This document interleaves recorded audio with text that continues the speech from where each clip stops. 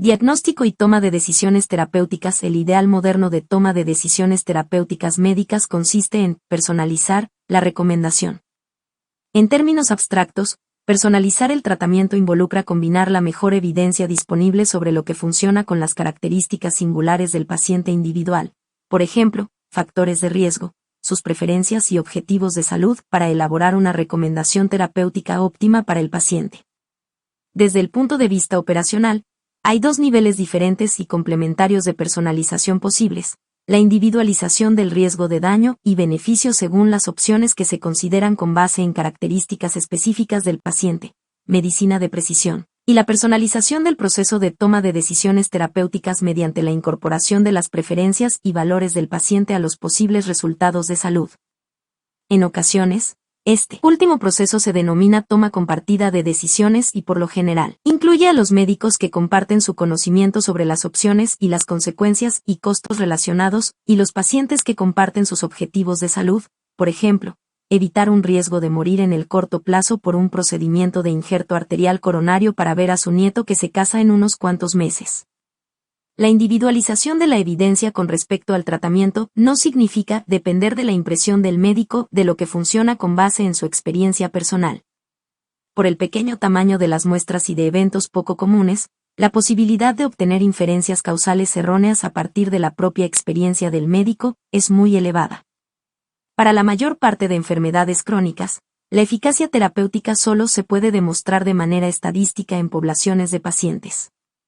Sería incorrecto inferir con cualquier certeza, por ejemplo, que el tratamiento de pacientes hipertensos con inhibidores de la enzima convertidora de angiotensina ACE necesariamente evita que ocurra apoplejía durante el tratamiento, o que un paciente no tratado o que un paciente que no ha recibido tratamiento habría evitado una apoplejía si se le hubiera suministrado el tratamiento.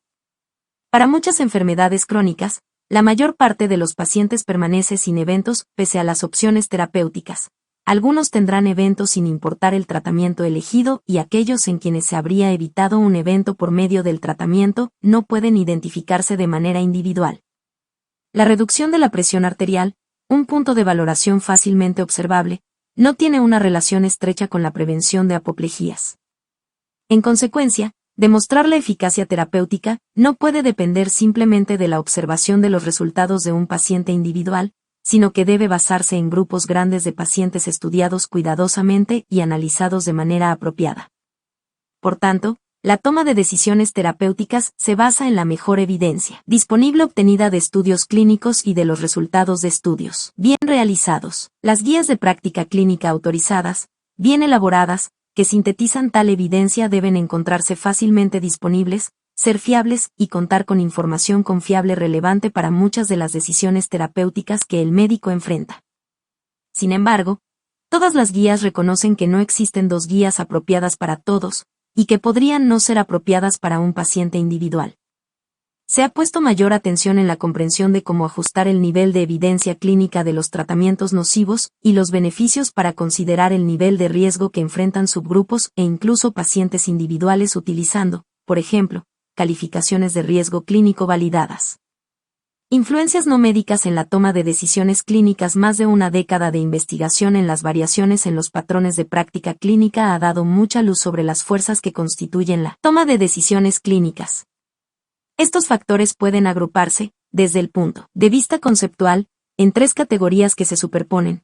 1. Factores relacionados con las características personales del médico y su estilo de práctica médica. 2. Factores relacionados con el entorno en el que realizan su práctica médica. Y 3. Factores relacionados con incentivos económicos. Factores relacionados con el estilo de la práctica médica, para asegurar que se proporciona la atención médica necesaria con un alto nivel de calidad. Los médicos satisfacen una función fundamental en la atención médica al servir como agentes de sus pacientes. Los factores que influyen en el desempeño de esta función incluyen el conocimiento del médico, su capacitación y experiencia. Los médicos no pueden practicar la EBM, descrita más adelante en este capítulo, si no están familiarizados con la evidencia. Como sería de esperarse, los especialistas por lo general conocen la evidencia en sus campos mejor que los médicos generales. Más allá de la evidencia publicada y de las guías de práctica clínica, un grupo importante de influencias sobre la práctica médica pueden incluirse bajo el concepto general de estilo de práctica médica. El estilo de la práctica médica sirve para definir las normas de conducta clínica, las creencias sobre eficacia de los diferentes tratamientos y los patrones preferidos de pruebas diagnósticas utilizadas son ejemplos de diferentes facetas de estilos de práctica. Las creencias del médico que llevan a estos diferentes estilos de práctica pueden basarse en la experiencia personal, obtención e interpretación de la evidencia médica disponible. Por ejemplo, los especialistas en insuficiencia cardíaca tienen mucha mayor probabilidad en comparación con los médicos generales de administrar dosis más elevadas de inhibidores de la ACE en el tratamiento de pacientes con insuficiencia cardíaca, porque están más familiarizados con los objetivos terapéuticos, definidos por estudios clínicos grandes, porque utilizan con mayor frecuencia fármacos específicos, lo que incluye los efectos secundarios, y tienen menos probabilidad de reaccionar de manera excesiva a problemas predecibles en el tratamiento, como el incremento de las concentraciones de creatinina o hipotensión asintomática. No es sorprendente que los especialistas tengan una probabilidad mucho mayor que los médicos generales de alcanzar las dosis deseadas de un inhibidor de la ACE. Por el contrario, quizá debido a la especialización, los cardiólogos pueden sobreestimar el beneficio y subestimar el daño de la revascularización coronaria con respecto a los médicos internistas. Más allá del bienestar del paciente, las percepciones del médico sobre los riesgos de demandas por mala práctica médica ocasionada por decisiones erróneas o malos resultados pueden favorecer las decisiones clínicas y crear una práctica conocida como medicina defensiva. Esta práctica incluye utilizar pruebas y tratamientos con muy poco margen de beneficios presuntamente, para impedir críticas a futuro en caso de que se produzca un resultado adverso. Sin ningún conocimiento consciente de la conexión con el riesgo de demandas, con el paso del tiempo estos patrones de atención pueden aceptarse como parte de la práctica habitual, con lo que se perpetúa su abuso, por ejemplo, la realización de pruebas cardíacas de esfuerzo en pacientes asintomáticos.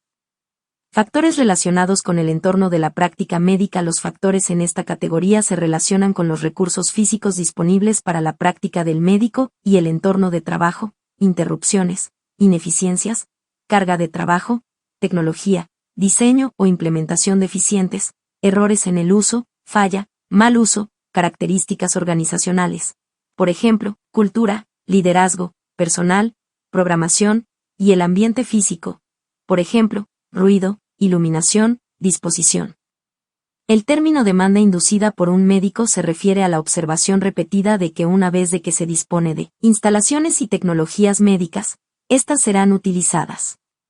Otros factores ambientales que pueden influir en la toma de decisiones incluyen disponibilidad local de especialistas para consultas y procedimientos, instalaciones para estudios de imagen o procedimientos avanzados, de alta tecnología, como equipos de resonancia magnética nuclear y centros de tratamiento con haz de protones y la fragmentación de la atención médica.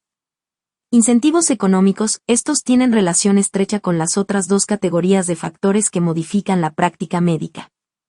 Los aspectos financieros pueden ejercer influencia estimuladora e inhibidora sobre la práctica clínica. En términos generales, a los médicos se les paga por cuota por servicio, por aseguramiento o por salario. Cuando se paga por cuota o por servicio, los médicos que trabajan más cobran más, con lo que se fomenta la sobreutilización, de manera consciente o inconsciente. Cuando se reducen las cuotas, reembolso con descuentos, los médicos tienden a incrementar el número de servicios proporcionados para conservar sus ingresos. En cambio, cuando se cobra por aseguramiento, se obtiene un pago fijo por paciente por año para favorecer que los médicos tomen en consideración el presupuesto para la población general en el tratamiento de pacientes individuales y que de manera ideal, reduzcan el uso de intervenciones con un pequeño margen de beneficio. Para desalentar la utilización excesiva por volumen, la compensación por salario fijo es la misma cuota para los médicos sin importar el esfuerzo consumido. Esto puede ser un incentivo para valorar menos pacientes.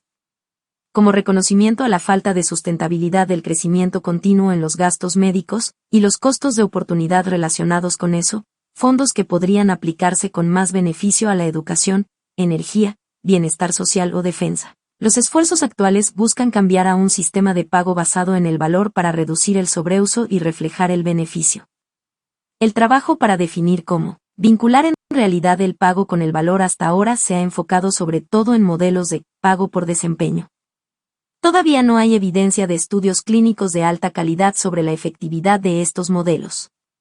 Interpretación de pruebas diagnósticas en el contexto de toma de decisiones. Pese a los grandes avances tecnológicos en medicina en el último siglo, permanecen ciertos aspectos difíciles en la toma de decisiones en medicina. Un factor en esta dificultad es la sobrecarga masiva de información que caracteriza a la medicina moderna. Con base en una estimación, los médicos se han inscrito en promedio a 7 revistas, lo que representa más de 2.500 nuevos artículos cada año.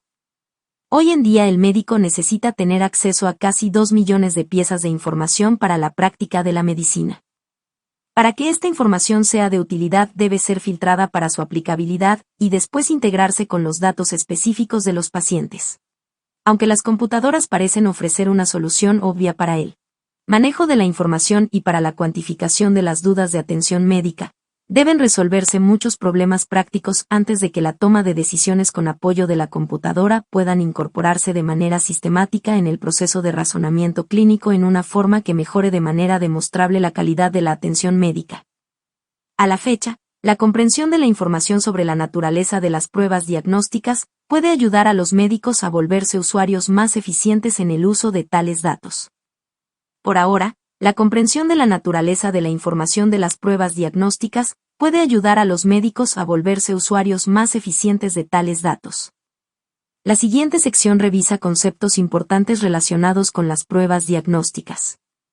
Pruebas diagnósticas. Medición de la precisión de las pruebas. El objetivo de realizar una prueba en un paciente es reducir la falta de certeza con respecto al diagnóstico y pronóstico del individuo a fin de facilitar el tratamiento óptimo. Aunque las pruebas diagnósticas por lo general se consideran como exámenes de laboratorio, por ejemplo, biometría hemática, o procedimientos, por ejemplo, colonoscopia o broncoscopia, cualquier tecnología que cambie la comprensión del médico del problema del paciente califica como prueba diagnóstica. Así, incluso la anamnesis y la exploración física pueden considerarse como una forma de prueba diagnóstica. En la medicina clínica, es común reducir los resultados de la prueba a un resultado dicotómico, como positivo o negativo, normal o anormal. Aunque esta simplificación ignora información útil, como el grado de la anomalía, tal simplificación facilita demostrar los principios fundamentales de la interpretación de las pruebas analizadas a continuación. La precisión de las pruebas diagnósticas se define en relación con un método ideal, aceptado, que define el presunto estado real del paciente. Identificar el desempeño diagnóstico de una nueva prueba. Requiere identificar la población apropiada, idealmente, en pacientes en quienes deben utilizarse la nueva prueba, y aplicar los métodos nuevos y los métodos ideales a todos los sujetos. La estimación del sesgo de la realización de la prueba puede ocurrir al utilizar una población inapropiada o en quienes se aplique de manera incompleta el método ideal. La exactitud de la nueva prueba para distinguir entre la enfermedad y la salud se determina en relación con los resultados del estándar de referencia y se resume en 4 estimaciones. La sensibilidad o tasa de resultados positivos verdaderos de una nueva prueba es la proporción de pacientes con la enfermedad, definida por el método ideal, que tienen un resultado positivo en la prueba, nueva prueba. La proporción de pacientes con enfermedad que tienen una prueba negativa es la tasa de resultados negativos falsos, que se calcula como 1, sensibilidad. La especificidad, o tasa de negativos verdaderos, refleja que también la prueba nueva identifica en forma correcta a los pacientes sin la enfermedad. Entre los pacientes sin enfermedad, la proporción de casos con pruebas negativas corresponde a la especificidad o tasa de resultados negativos verdaderos. Entre los pacientes sin enfermedad, la proporción de aquellos que tienen pruebas positivas es la tasa de positivos falsos, calculada como 1, especificidad. Una prueba perfecta tendría una sensibilidad de 100% con especificidad de 100% y diferenciaría por completo a los pacientes con o sin enfermedad. Una mnemotecnia útil es la siguiente. Una sensibilidad, SN, negativa alta ayuda a descartar la enfermedad, SNOUT, si es negativa, OUT fuera, y una especificidad, SP, alta positiva ayuda a confirmar la enfermedad, SPIN, si es positiva, IN dentro, presente. El cálculo de la sensibilidad y especificidad requiere la selección de un valor umbral o punto de referencia por arriba del cual la prueba se considera positiva. Al hacer que el valor de referencia sea más estricto, por ejemplo, al incrementar el valor, Se reduce la sensibilidad, pero se mejora la especificidad, mientras que establecer un punto de referencia más laxo, por ejemplo, al reducir el valor, incrementa la sensibilidad pero reduce la especificidad. Esta compensación dinámica entre una identificación más precisa de sujetos con enfermedad en comparación con aquellos sin enfermedad a menudo se muestra gráficamente con una curva ROC, Receiver Operating Characteristic, Fig. 3:1, al graficar la sensibilidad, eje y en comparación con 1, especificidad, eje X. Cada punto de la curva representa un valor potencial con una cifra de sensibilidad y especificidad asociadas. El área bajo la curva ROC a menudo se utiliza como medición cuantitativa de la información contenida en la prueba. El intervalo de valores va de 0.5, información no diagnóstica en lo absoluto. La prueba es equivalente a lanzar una moneda al aire, a 1.0, prueba perfecta. La elección del punto de referencia depende de los riesgos y beneficios relativos del tratamiento para aquellos con y sin enfermedad. Por ejemplo, si el tratamiento es seguro con beneficios sustanciales, entonces se elige un punto de referencia con alta sensibilidad, porción superior derecha de la curva ROC, que podría ser apropiada para una prueba con bajo riesgo. Por ejemplo, detección de fenilcetonuria en recién nacidos, pero si el tratamiento conlleva un riesgo sustancial de lesión, entonces podría ser apropiado elegir un punto de referencia con gran especificidad, cuadrante inferior izquierdo de la curva ROC, por ejemplo, amniocentesis que podría ocasionar aborto terapéutico en un feto sano. La elección del límite también depende de la probabilidad de la enfermedad. La probabilidad baja pone mayor énfasis en los daños de las pruebas positivas falsas, por ejemplo, la prueba de HIV en los solicitantes de matrimonio, o los daños de las pruebas negativas falsas, por ejemplo, prueba para HIV en donadores de sangre. Medidas de probabilidad de la enfermedad y regla de Bayes. Por desgracia, no existe la prueba perfecta. Después de que se completa cada prueba, persiste la falta de certeza con respecto al verdadero estado del paciente. La regla de Bayes es una forma de cuantificar la incertidumbre revisada mediante matemáticas de probabilidad sencilla, y así evitar sesgos de fijación. Calcula la probabilidad posterior a la prueba o la probabilidad de enfermedad después del resultado de una prueba con base en 3 parámetros: la probabilidad de la enfermedad antes de la prueba, la sensibilidad de la prueba y la especificidad de la prueba. La probabilidad anterior a la prueba es un cálculo cuantitativo de la probabilidad del diagnóstico antes de realizar la prueba, y por lo general se calcula a partir de la prevalencia de la enfermedad en la población subyacente, si se conoce, o del contexto clínico, por ejemplo, edad, sexo y tipo de dolor torácico. Para algunas enfermedades comunes, como la arteriopatía coronaria, los nomogramas y modelos estadísticos generan cálculos de la probabilidad antes de la prueba que toman en consideración los antecedentes, exploración física y resultados de la prueba. La probabilidad después de la prueba, también conocida como valor predictivo de la prueba, es un estado realizado de la probabilidad del diagnóstico, tomando en cuenta la probabilidad antes de la prueba y los resultados de esta. Para la probabilidad de la enfermedad después de una prueba positiva, valor predictivo positivo, la regla de Bayes se calcula como X tasa de resultados positivos falsos de la prueba. Por ejemplo, hay una mujer de 64 años con dolor torácico atípico y una probabilidad antes de la prueba diagnóstica. Sensibilidad de la prueba igual a 0.90 y especificidad igual a 0.90. Probabilidad antes de la prueba igual a 0.50, o 9 o 0.50, 0.90, y 0.50, 0.10, igual a 0.90. El término valor predictivo a menudo se utiliza como sinónimo para la probabilidad después de la prueba. Por desgracia, los médicos a menudo reportan de manera equivocada valores predictivos como mediciones intrínsecas de precisión de una prueba en lugar de las probabilidades calculadas. Los estudios de las pruebas de diagnóstico incrementan la confusión al calcular cifras predictivas con la misma muestra utilizada para medir la sensibilidad y especificidad. Como la probabilidad después de la prueba está en función de la prevalencia de la enfermedad en toda la población estudiada, tales cálculos pueden ser erróneos a menos que la prueba se aplique de manera subsecuente a poblaciones con la misma prevalencia de la enfermedad. Por tales razones, es mejor evitar el término valor predictivo en favor de un término más informativo como probabilidad después de la prueba, seguido de un resultado de prueba positivo o negativo. La versión en nomogramas de la regla de Bayes ayuda a que se comprenda desde el punto de vista conceptual cómo se calcula la probabilidad de la enfermedad después de la prueba. En este nomograma, el impacto del resultado de la prueba diagnóstica se resume como la razón de probabilidad, que se define como la proporción de probabilidad de un resultado dado, por ejemplo, positivo o negativo, en un paciente con enfermedad con la probabilidad del resultado en un paciente sin enfermedad, con lo que se proporciona una medición de que también la prueba diferencia entre aquellos con y sin enfermedad. Para una prueba positiva, la razón de probabilidad positiva se calcula como la razón del resultados positivos verdaderos diagonal resultados positivos falsos o sensibilidad diagonal 1, especificidad. Por ejemplo, una prueba con sensibilidad de 0.90 y especificidad de 0.90 tiene una razón de probabilidades de 0.90 diagonal 1, 0.90 o 9. Para esta prueba hipotética, el resultado positivo es 9 veces más probable en un paciente con enfermedad que en un paciente sin esta.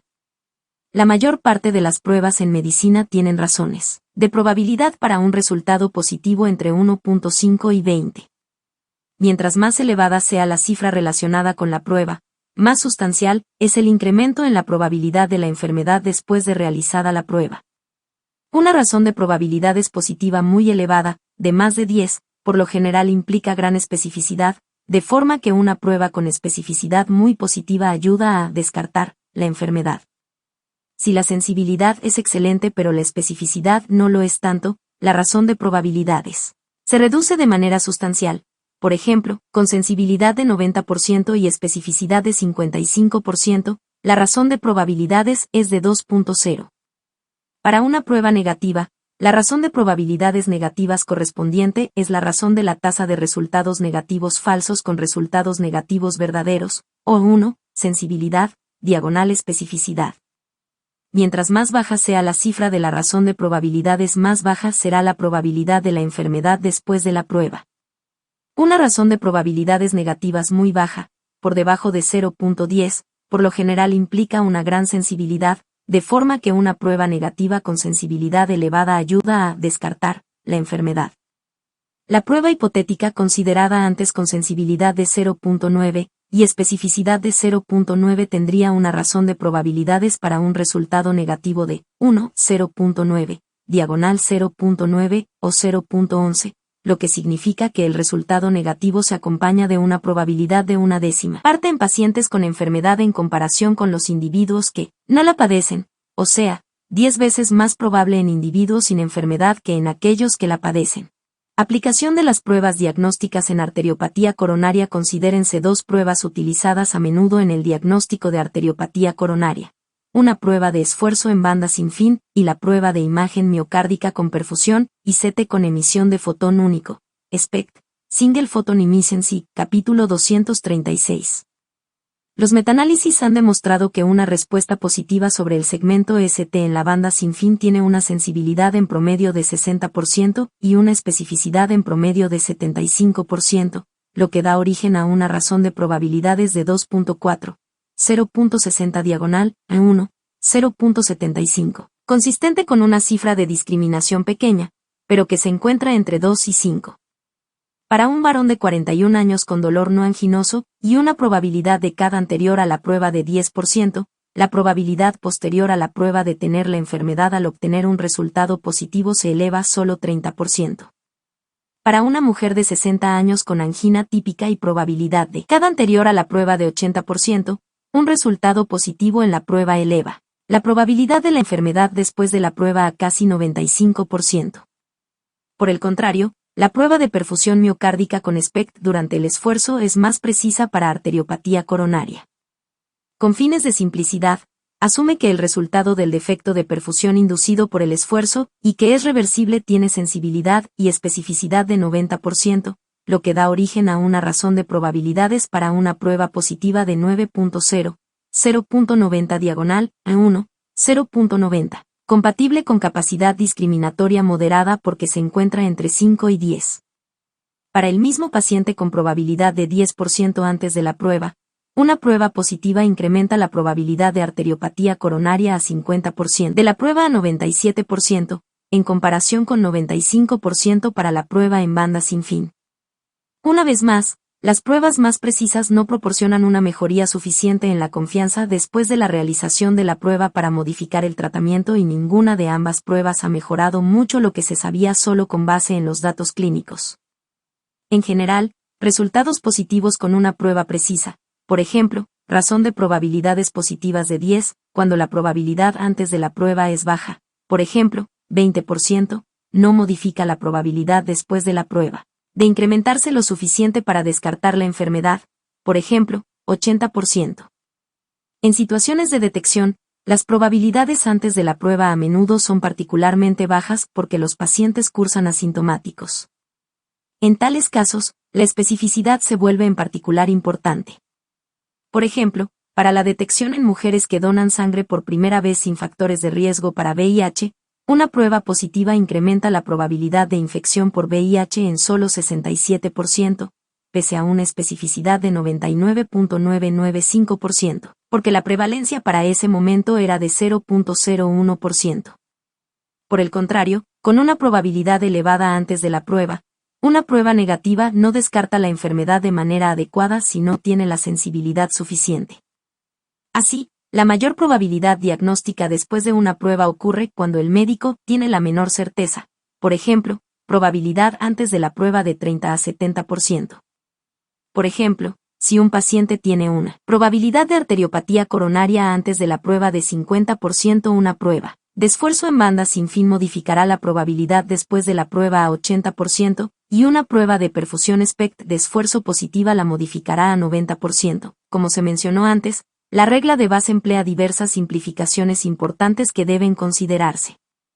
En primer lugar, solo unas cuantas pruebas tienen solo resultados positivos o negativos, y muchas pruebas proporcionan múltiples resultados. Por ejemplo, depresión del segmento ST y duración del ejercicio con la prueba de esfuerzo. Aunque la regla de Bass puede adaptarse a este formato de resultado de prueba más detallado, también es más complejo desde el punto de vista operativo. De la misma forma, cuando se realizan múltiples pruebas, la probabilidad después de la prueba puede utilizarse como la probabilidad antes de la prueba para interpretar la segunda prueba. Sin embargo, esta simplificación asume independencia condicional, es decir, que el resultado de la primera prueba no afecta la probabilidad del resultado de la segunda prueba, lo que a menudo no es cierto. Por último, se ha afirmado desde hace mucho tiempo que la sensibilidad y especificidad son parámetros de precisión de la prueba independientes de la prevalencia y muchos textos aún realizan esa afirmación. Esta es una suposición útil en estadística, aunque es simplista desde el punto de vista clínico. Por ejemplo, una prueba de esfuerzo en banda sin fin tiene sensibilidad en una población de pacientes con arteriopatía coronaria de un vaso de casi 30%, mientras que la sensibilidad en pacientes con afección de 3 vasos se acerca a 80%.